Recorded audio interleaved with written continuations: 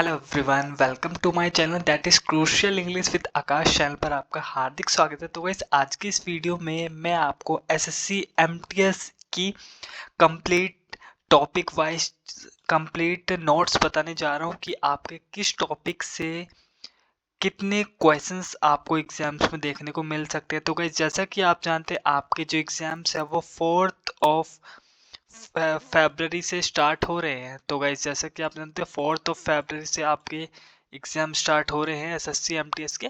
तो चलिए guys, without wasting any single second video को स्टार्ट करते हैं और जानते हैं कि कौन कौन से वो बेहद ज़्यादा इंपॉर्टेंट टॉपिक है जो जिससे आपके एग्जाम्स देखने को जरूर मिल सकते हैं। तो ये जो हमारा पहला टॉपिक है दैट इज वोकैबुलरी का, बेहद ही ज़्यादा क्रूशियल रहता है गाइस ये वाला टॉपिक जो कि है वोकैबुलरी।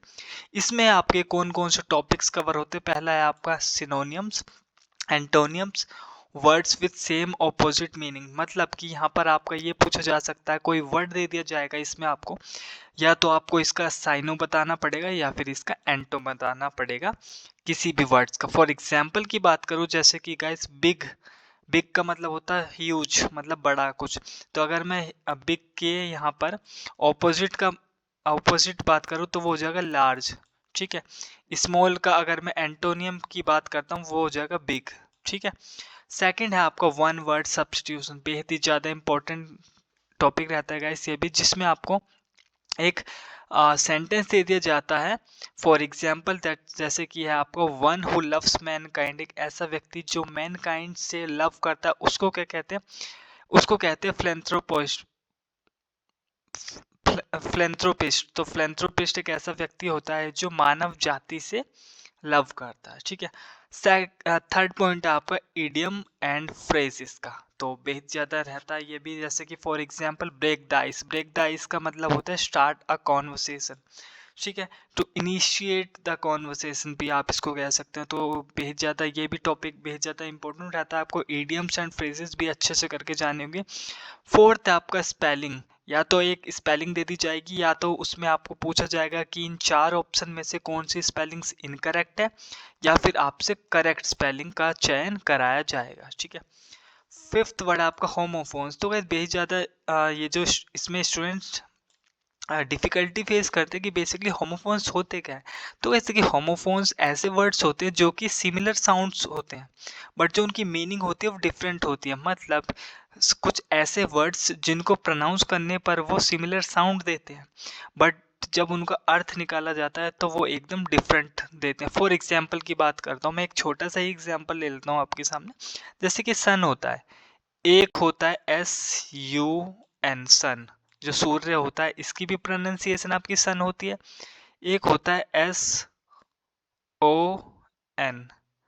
ये भी सन होता है। देखिए, स्पेलिंग अलग है बट इनकी जो प्रोनाउंसिएशन है वो एकदम सिमिलर आ रही है। ठीक है।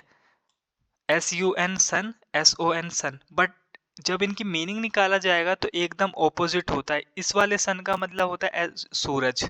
ठीक है। बट SON का मतलब होता है बेटा। ठीक है, पुत्र, जिसे आप हिंदी में कह सकते हैं। अब आ जाते हैं अपना मोस्ट क्रूशियल टॉपिक है जो कि आपका ग्रामर से रिगार्डिंग है। गाइस 1 सेकंड में इसको थोड़ा सा इरेज कर देता हूँ, ये कुछ ज़्यादा ही हो गया। ठीक है। तो चलिए गाइस, अपने सेकंड क्वेश्चन पे चलते हैं, दैट इज ग्रामर। इसको थोड़ा सा मैं डिफरेंट उसमें ले लेता हूँ। ग्रामर का जो क्वेश्चन है अपना, ग्रामर में किस टॉपिक से कैसे क्वेश्चंस आपके एग्जाम्स में देखने को मिलते हैं। तो देखिए गाइस, ग्रामर में आता है आपका parts of speech. Parts of speech में कौन कौन से टॉपिक आते हैं आपके? Noun, pronoun, verb, adjective, adverb, preposition, conjunction. ठीक है। तो ये सारे जो टॉपिक्स आते हैं वो पार्ट्स ऑफ स्पीच में आते हैं। तो ये भी आपको करके जाने होंगे अच्छे से विथ एग्जाम्पल। ठीक है। तो आपको इनकी भी अच्छे से प्रैक्टिस करनी है, पार्ट्स ऑफ स्पीच की, नाउन से लेकर कंजक्शन तक। ठीक है। सेकंड आपका टेंस। तो टेंस जैसे कि आप जानते हैं 3 टाइप्स के होते हैं, प्रेजेंट, पास्ट एंड फ्यूचर। तो आपको उनको भी अच्छे से करके जाना है कि प्रेजेंट के क्या रूल्स होते हैं, पास्ट के क्या रूल्स होते हैं, फ्यूचर टेंस के क्या रूल्स होते हैं। थर्ड है आपका सब्जेक्ट वर्ब एग्रीमेंट। इसमें आपका सिंगुलर सब्जेक्ट एक सिंगुलर वर्ब एग्जाम्पल्स होता है, जैसे कि इसमें आपको एक सिंपल सा फंडा याद रखना, अगर वर्ब प्लूरल है तो उसके साथ भी जो वर्ब आएगी वो भी प्लूरल आएगी। अगर सब्जेक्ट सिंगुलर है तो उसके साथ जो वर्ब आएगी वो सिंगुलर आएगी, ठीक है। फोर्थ है आपका आर्टिकल। तो आर्टिकल कौन कौन से होते हैं? A, an and the. A, an and the जो कि आपके ये आर्टिकल्स होते हैं, इनका भी आपको अच्छे से पता होनी चाहिए कि इनका यूज किस लिए और कहाँ पर किया जाता है सेंटेंस में, ठीक है। फिफ्थ है आपका एक्टिव एंड पैसिव वॉइस। तो एक्टिव एंड पैसिव वॉइस बेहद ही ज्यादा इंपॉर्टेंट है। 2 क्वेश्चंस आपके एग्जाम्स में देखने को जरूर मिलेंगे। देखिए, मैं आपको एक खास बात बताता हूँ एक्टिव एंड पैसिव वॉइस की। एक्टिव एंड पैसिव वॉइस में क्या होता है ना कि आपका जो सेंटेंस है उसमें हमेशा जो अगर जो वर्ब की फॉर्म होती है वो हमेशा पैसिव में थर्ड फॉर्म बन जाती है। जैसे कि अगर इसमें राइट लिखा है, ठीक है, तो वो थर्ड फॉर्म में ही कन्वर्ट होता है और सेंटेंस में कुछ भी चेंजेस नहीं किए जाते। सेंटेंस हमेशा सेम रहता है एक्टिव एंड पैसिव वॉइस में। बट जो नरेशन होता है आपका डायरेक्ट एंड इनडायरेक्ट, इसमें आपको अच्छे से करना पड़ेगा, क्योंकि इसमें बहुत सारे रूल्स होते हैं, बहुत सारी ट्रिक्स होती है जो कि आपको अच्छे से करनी पड़ेगी। और इसके तो मैं कहूँगा कि active and passive voice and narration में आपको अच्छे से मॉक टेस्ट लगाकर जाना ही पड़ेगा। सेवंथ है आपका प्रेपोजिशन। तो प्रेपोजिशन कौन कौन से होते हैं? Like in, on, at, by, with. तो कुछ इस तरीके के होते हैं जो कि आपको सेंटेंस में एक अच्छे से सूट होने वाले वर्ड्स, ठीक है। सेंटेंस का एक जो देखिए जो प्रेपोजिशन होते हैं ना, बेसिकली इनका क्या मतलब होता है? प्रेपोजिशन के थ्रू एक जो सेंटेंस है वो सेंस में आ जाता है, मतलब कि एक उसका अर्थ बना देता है सेंटेंस का। अगर प्रेपोजिशन नहीं होंगे तो जो सेंटेंस होगा हमेशा वो सेंसलेस होगा, उसका कोई सेंस ही नहीं निकलेगा अगर किसी सेंटेंस में प्रेपोजिशन नहीं होंगे। तो प्रेपोजिशन का बेसिकली मतलब होता है कि कुछ ऐसे वर्ड जो सेंटेंस को एक अच्छा आ, बना देते हैं समझने के लिए, ठीक है, एक सेंस बना देते हैं सेंटेंस में, जो कि आपको जब आप पढ़ते हो तो एक सेंस देता है, मतलब जिसकी एक अच्छे से मीनिंग निकल कर आती है। अगर प्रेपोजिशन नहीं होता है किसी सेंटेंस में, वो एक सेंसलेस सेंटेंस बन जाता है जिसका अर्थ निकाला ही नहीं जा सकता। तो बेहद ही ज़्यादा इंपॉर्टेंट होते हैं प्रेपोजिशन भी आपके। एट्थ जो टॉपिक है आपका वो है एरर स्पॉटिंग। एरर स्पॉटिंग में आपका कुछ भी पूछ लिया जा सकता है। जैसे कि अगर स्पेलिंग की बात करूँ तो स्पेलिंग में आपका पूछ लिया जाएगा कि ये जो 4 स्पेलिंग दी गई है इसमें से करेक्ट स्पेलिंग कौन सी है, या फिर आपसे ये भी पूछ लिया जाएगा कि इनमें से 4 स्पेलिंग्स में से कौन सी स्पेलिंग्स इनकरेक्ट है।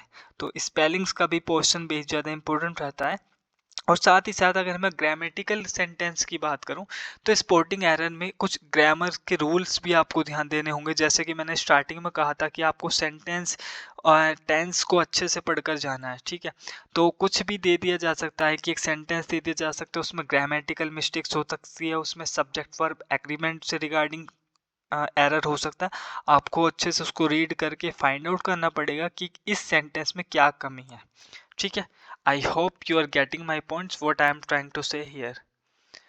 Now come to the third portion that is reading comprehension. बेहद ही ज़्यादा क्रूशियल है गाइस ये भी। इसमें क्या होता है कि एक पैसेज दे दिया जाता है आपका और उसको उसके बेसिस पे ही आपके 5 मार्क्स दे दिए जाते हैं। जैसे कि एक सेंटेंस एक पैसेज दे दिया जाता है जिसमें आपका उसी में से पूछा जाता है कि जो वर्ड है इसका सिनोनियम बताइए, ये जो पैसेज है वो किस, इसकी मेन थीम क्या है, ये इस पैसेज में किस चीज़ की बात हो रही है, या फिर मेन इशू क्या है इस पैसेज में। तो इस तरीके के क्वेश्चन आपके रीडिंग कॉम्प्रिहेंशन में पूछ लिए जाते हैं। इसमें आपकी वोकेबलरी भी आ जाती है, फैक्ट भी पूछ लिया जाता है कि क्या बात चल रही है इसमें, ठीक है। तो आपको ये सारी चीज़ें भी अच्छे से करनी पड़ेंगी। बेसिकली आपको रीडिंग स्किल्स पे अच्छी पकड़ करनी पड़ेगी।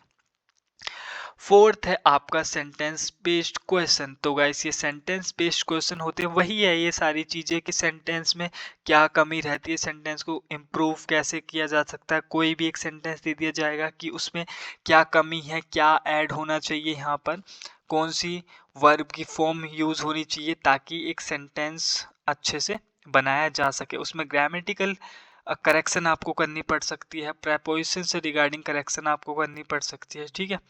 तो और है आपका फिल इन द ब्लैंक्स, ये इसी में ही आ जाता है क्लोज टेस्ट। ये भी एक तरीके का पैराग्राफ होता है जिसमें आपके बीच बीच में खालिस्तान दे दिया जाता है, जिसमें आपको चीज़ें फिल करनी होती है कि इसमें क्या आएगा, ठीक है।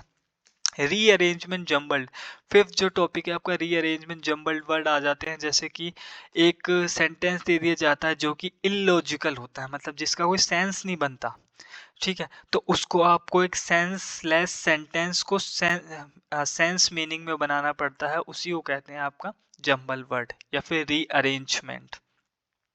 तो गाइस ये जो सारी चीज़ें मैंने आपको बताई है, आई विश कि आपको अच्छे से समझ में आई होगी कि आपकी एसएससी एमटीएस एग्जाम्स में 25 क्वेश्चन का वेटेज रहता है गाइस।